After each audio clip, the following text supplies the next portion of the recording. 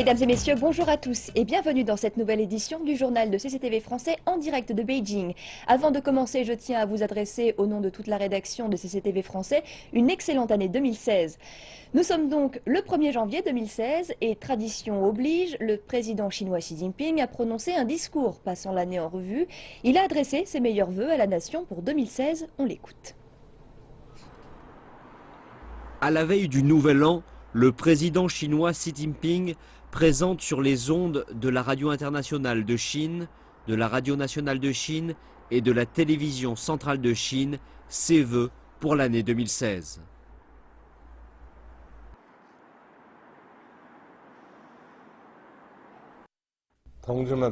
Chers camarades, chers amis, mesdames et messieurs, dans quelques heures, nous célébrerons le Nouvel An. Nous allons dire au revoir à l'année 2015 pour accueillir le premier rayon de soleil de l'année 2016. C'est le moment de dire adieu au passé et d'accueillir cette nouvelle année. Je souhaite mes vœux du Nouvel An à toutes les ethnies de la nation chinoise, à nos compatriotes des régions administratives spéciales de Hong Kong et de Macao, à nos compatriotes de Taïwan, à nos compatriotes d'origine chinoise d'outre-mer et à tous nos amis aux quatre coins du monde.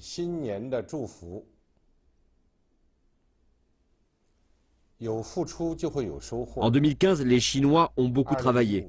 Nous avons donc pu récolter les fruits de notre labeur.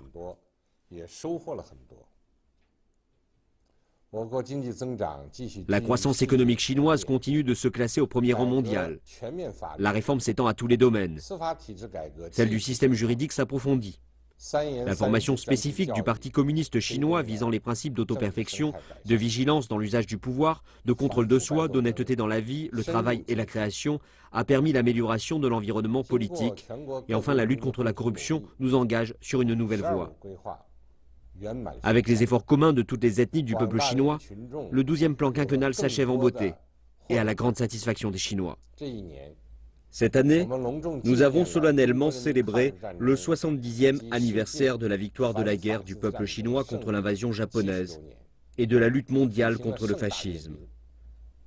Nous avons organisé un grand défilé militaire, ce qui révèle véritablement que la justice, la paix et le peuple l'emportent toujours.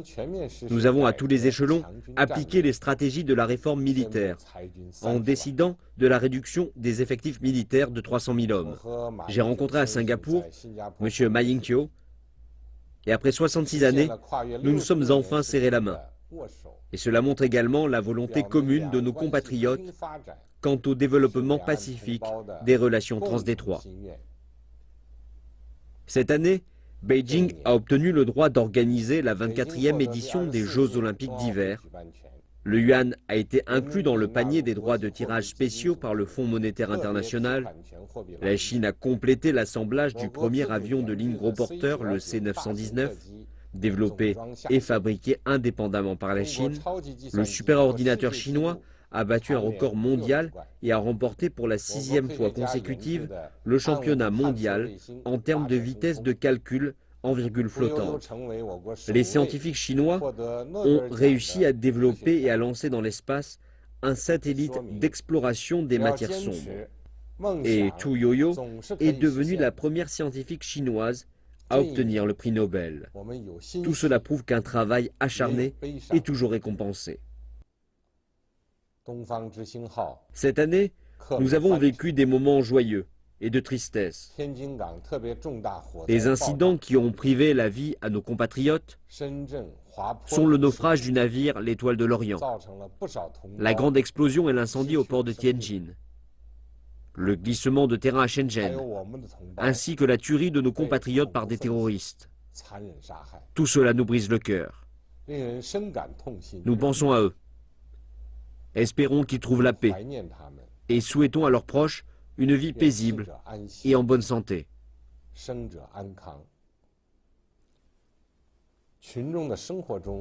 Pour les difficultés et les angoisses du peuple, le gouvernement chinois et le parti s'engagent à continuer à faire des efforts, à préserver le peuple et leurs biens en sûreté, à améliorer les conditions de vie du peuple et à assurer la bonne santé du peuple.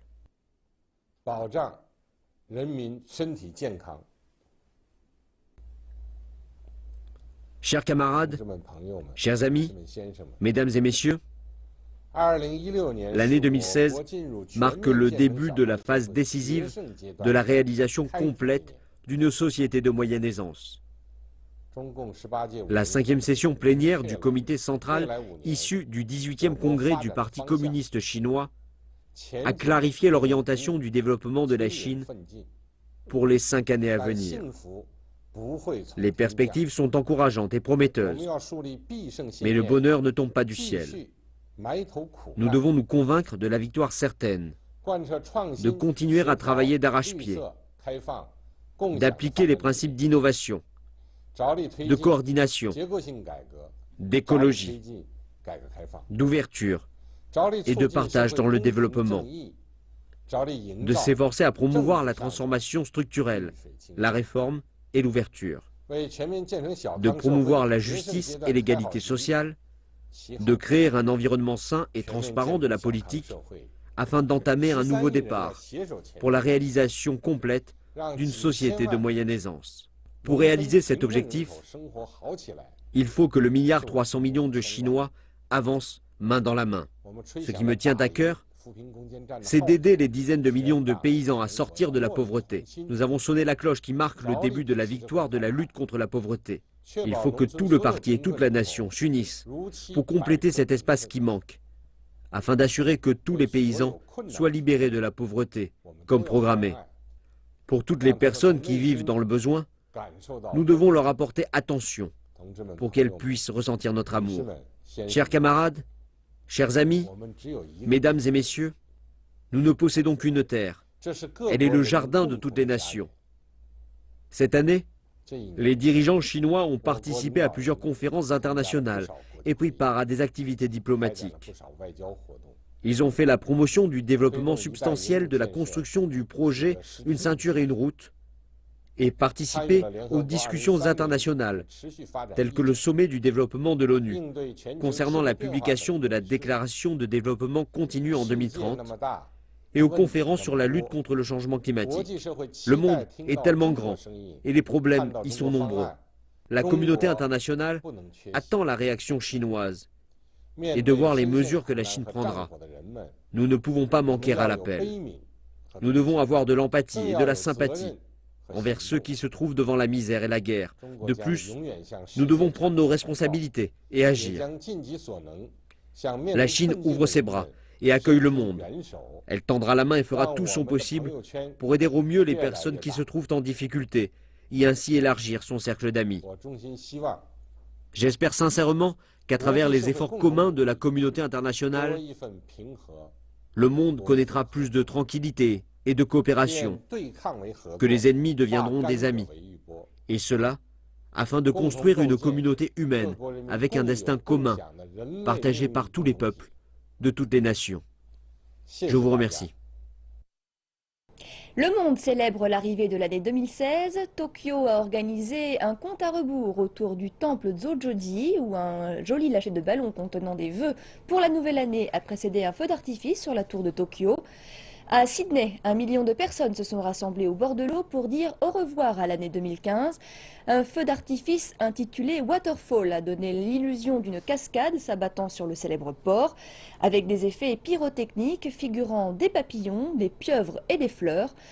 Auckland, en Nouvelle-Zélande, a été l'une des premières villes à célébrer l'événement. Le ciel de la ville a été illuminé à partir de la Sky Tower quand l'horloge a sonné les 12 coups. Minuit est ensuite arrivé à Hong Kong, à Beijing, Singapour et d'autres villes d'Asie pour des célébrations équivalentes. Le ministère chinois des Affaires étrangères a organisé hier 31 sa dernière conférence de presse quotidienne de 2015. Le porte-parole Lu Kang a renseigné les médias sur les événements diplomatiques de l'année passée, mettant l'accent sur les réalisations en matière de paix et de développement dans le monde. Que ce soit avec l'initiative de l'établissement de la Banque d'investissement dans les infrastructures asiatiques et la nouvelle banque de développement des BRICS, ou avec la participation active aux pourparlers sur le climat et la résolution de problèmes internationaux très chauds, la Chine a montré une fois encore son attachement au concept de coopération gagnant-gagnant et à l'utilisation de modes de pensée innovants dans la résolution des problèmes. Nous avons aussi essayé de respecter les intérêts de chacun et contribuer à la paix, au développement et à la sécurité dans le monde. En 2016, la diplomatie chinoise va continuer de guider le développement de l'économie domestique et mondiale, aider à maintenir la paix dans le monde et contribuer au développement régional. Économie à présent, les consommateurs chinois s'attendent à une baisse des prix pour les articles australiens et sud-coréens en 2016, alors que les accords de libre-échange entre la Chine et les deux pays entament une deuxième série de réductions depuis leur mise en application. Le ministère du Commerce déclare que les droits abaissés vont par la suite bénéficier aux consommateurs et aux producteurs des pays concernés. Il précise qu'il y aura d'autres discussions sur les secteurs des services et des investissements en vue d'élever le niveau des accords de libre-échange. Il s'agit de la seconde série de réduction des droits de douane en seulement 10 jours après que les deux accords de libre-échange entre la Chine et la Corée du Sud, ainsi que l'Australie, ont pris effet le 20 décembre dernier. Les droits de douane sur des milliers d'articles seront supprimés, en particulier concernant les produits électroniques sud-coréens et les fruits et légumes australiens. Le ministère du Commerce déclare que ces nouvelles coupes vont donner un nouvel élan à la consommation ainsi qu'à la production dans le pays. S'agissant de l'accord de libre-échange Chine-Corée du Sud, plus de 80% des produits intermédiaires, 99% des biens d'équipement et 76% des biens de consommation seront exclus des droits de douane. Concernant les exportations australiennes, la production agricole est très bonne. La laine australienne est utilisée pour les vêtements haut de gamme fabriqués en Chine, vendus tant en Chine qu'à l'étranger, et l'Australie est un fournisseur sur lequel on peut compter. De larges portions des échanges sino-sud-coréens et sino-australiens sont immédiatement exclus de l'application des droits de douane. Mais il faudra un certain temps avant que la majorité des articles ne bénéficient de cette exemption douanière. Entre la Chine et son voisin d'Asie de l'Est, la période de transition est d'environ 20 ans, tandis que le commerce entre la Chine et l'Australie nécessite une période entre 5 à 10 ans. Les analystes déclarent que la période de transition est normale pour les accords de libre-échange, en vue d'amortir les difficultés auxquelles les industries locales sont confrontées. Et tout en attendant la mise en œuvre complète de l'accord, des responsables indiquent que de nouvelles discussions auront lieu sur la façon de relever le niveau de ces accords de libre-échange. Nous avons encore de la marge pour les services et l'investissement. Et comme précisé dans les accords de libre-échange avec la Corée du Sud et l'Australie, nous continuerons de négocier sur les volets concernés durant les 2 prochaines années. Ce qui signifie que la qualité des accords de libre-échange s'en trouvera améliorée alors que les pays vont à l'avenir ouvrir leur secteur des services et baisser leur seuil d'investissement. Culture pour terminer. Tout au long de l'année 2015, CCTV français est parti à la rencontre de certaines des 56 minorités ethniques de Chine. Première étape, Yanbian, la préfecture autonome coréenne située dans la province du Jilin, dans le nord-est du pays. Là vivent plus de 850 000 Coréens de la diaspora, arrivés en Chine à la fin du 19e siècle et lors de l'invasion de la péninsule coréenne par les Japonais. Très fiers de leurs racines et de leur culture, les Coréens de Chine se sont parfaitement intégrés tout en conservant leurs traditions et notamment leur gastronomie si particulière.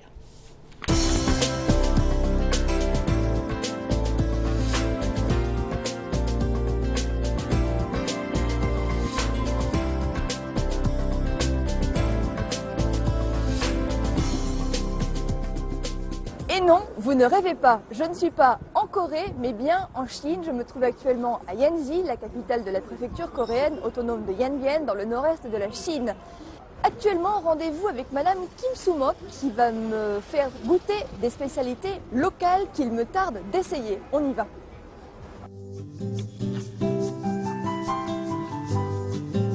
Kim Soo-nok est une personnalité incontournable à Yanji. Chef reconnu et auteur de plusieurs livres de cuisine à succès, elle est la présidente de l'Institut de la cuisine coréenne traditionnelle de Yanbian. Elle m'a donné rendez-vous dans un restaurant pour me faire découvrir les plats les plus symboliques de l'ethnie coréenne. Ça a exactement la même saveur que le bœuf à pot-au-feu. Ça me rappelle les saveurs de l'enfance, c'est délicieux, vraiment délicieux. On mange un petit morceau. Unique en son genre, on ne trouve cette spécialité qu'à Yanbian. La fabrication des fameuses nouilles froides n'est pas une sinécure. Et pour cause, puisqu'elle requiert un grand nombre d'ingrédients pour un seul bol de soupe. Le goût est tout à fait surprenant, un peu déroutant même, et il est d'autant plus surprenant d'apprendre que les membres de la minorité coréenne aiment déguster cette soupe glacée hiver comme été, et quasiment 7 jours sur 7. Mais l'aliment le plus consommé à Yen Bien n'est pas un plat, c'est un condiment, et il est incontournable dans le sens où les Coréens de Chine en consomment absolument tous les jours, voire à tous les repas. Ce condiment, c'est le kimchi, et les Coréens ne peuvent absolument pas s'en passer. C'est drôlement croquant. C'est croquant comme une endive crue par exemple. C'est assez épicé par contre, hein, ça c'est vrai. Ça, comment dire, ça réchauffe la gorge quand on mange, mais ça procure une sensation de bien-être en fait. On a l'impression d'être bien à l'intérieur de soi quand on mange du kimchi. 我太喜欢了这个，但是我觉得我可能会反驳，我可以像这个，我吃不到。没问题，我有办法，你把这个味道带到国外去。什么办法？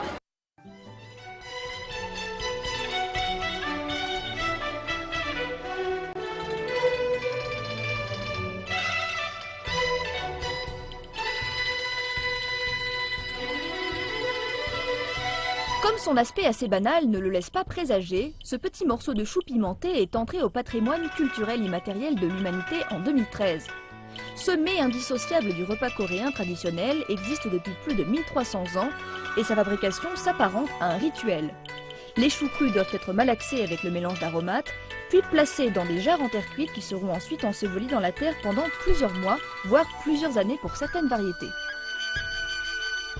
Le bibimbap est également un plat extrêmement populaire chez les Coréens, on pourrait quasiment parler de plat national. C'est un mélange très complet et très nourrissant de riz et de légumes variés, auquel on peut ajouter de la viande grillée, du poisson ou un œuf à cheval. Le mélange sera ensuite servi dans un bol en pierre très chaud. 안녕하십니까, 안녕하십니까. Là. Voici la touche finale du festin que nous avons dressé pour nos invités prestigieux aujourd'hui. Et beaucoup de gens ignorent en fait qu'il existe une cuisine propre à l'ethnie coréenne en Chine. Et nous en avons aujourd'hui un parfait exemple, des plats uniques en leur genre qu'on ne peut trouver qu'à cet endroit de la Chine, dans la province du Jilin. Et nous allons maintenant passer à la dégustation car ça affole les papilles.